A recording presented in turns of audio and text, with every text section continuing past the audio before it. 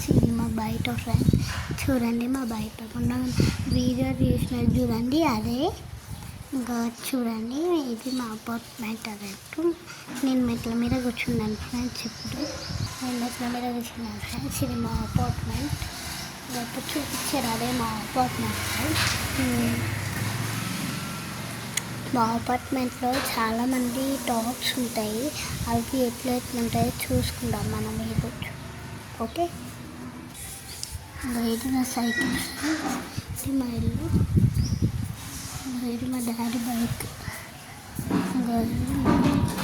Bathroom చూసారా friends. ఇది మా బాల్కనీ. పైపోతే కొన్ని అపార్ట్మెంట్ వస్తుంది. ఇది పైన